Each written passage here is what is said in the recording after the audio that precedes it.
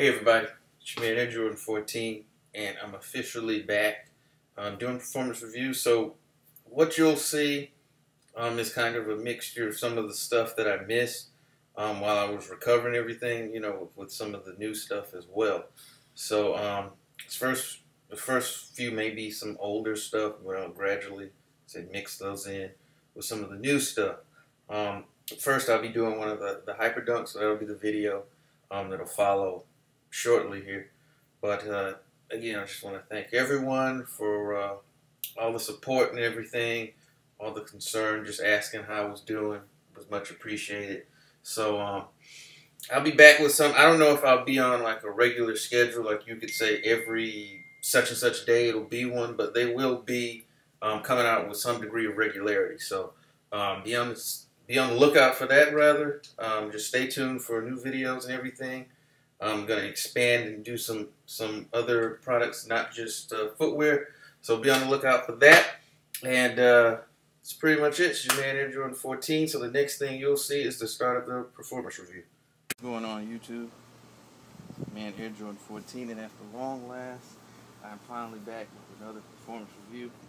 And like I told you on my last video, since I've been injured for the past basically a year and a half, there's a lot of shoes that I missed out on that I was planning to do and whatnot, so I'm going to be catching up, kind of mixing in some of these older ones with some of the newer ones, and this is one of the ones that I was in the process of doing when I got hurt, and so I just wanted to do this one real quick. I know it's an old shoe, but I still wanted to do one on it, just at least for the archive's sake. Anyway, as you can see, it is the Nike Hyperdunk, the 2011 version, and I'm not even gonna waste any more time. I'm gonna get right into it here. And if you remember, I always start with the inner of the shoe. Like I always like to say, it doesn't matter how great of the fit, the cushioning, all that good stuff is.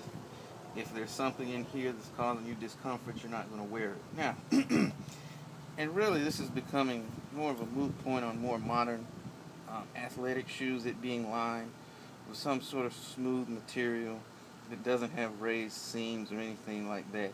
You do have the notches here that work right around your malleoles, and I'll get more into those when I come back around to fit, but there was no issue from that standpoint. Well, so the inner fit was great. It was very comfortable. Good job on the inner there. Now, starting from the bottom here, as you can see, it's pretty much the tried and true. I'm going to sit that down so you can see it. Zoom in. The tried and true herringbone cushioning or traction pattern there, and it gets the job done. Played in these on a couple different floors actually, and the traction held up rather well. There was no real slipping. It definitely held you in place. On hard cuts, things of that nature, it stuck. So it was good. It was good there. I think. Quick. It's flexible, and particularly with this back area here, with it being made of what feels like a slightly more durable rubber. You could probably even play in these outdoors, and they would hold up for a little bit. Wouldn't be my first choice or my predominant outdoor shoe, but in a pinch, these will do. Moving up, and I'm gonna leave it turned this way. You got zoom here in the heel and in the forefoot, and you got a Phylon midsole. The net result of that is wonderful, wonderful cushioning. It just feels great right out of the box. There's no break-in time. You know the story with Zoom Air. It's responsive. It's low profile. The cushioning was just very enjoyable. Even after some of my longer hoop sessions, it just performed wonderfully. As Zoom Air is known to do, didn't bottom out, didn't have any problems with that. Cushioning was awesome. Now, up to the fit, you've got a synthetic upper with the infused fly wire here, as you can tell here, and that runs on both the medial and the lateral side up to the top eyelet there. The upper is thin, but very flexible. The fit was very good, both from the front to back and the side to side standpoint. Held my foot in place. The only issue that I really had that I was not that wild about, and this is more the lacing system. As you can see, this is a straight lacing system. Lacing system here. There's no grooves here for flexibility. So what was happening when you would tie it up and run, of course my foot's not in it, so it's not going to show. It would bulge out right here around that flexion point there. And that was, this area here, it created almost like some dead space. And the fit from here to here was great, and from like here to here was great. But right in this area where it would bubble up like that, that was the one area that I wasn't that wild about. And I've tried lacing it tighter, as tight as I could, but still being comfortable. That alleviated some, but it still wasn't quite at the level that I would have liked, or even at the Hyperdunk previous to this.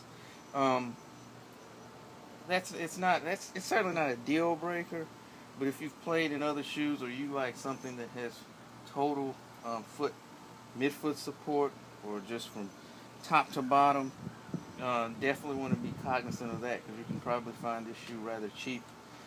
Heel fit was outstanding, and I said I was going to come back to these right here. These notches here help to hold that ankle and heel area down in place.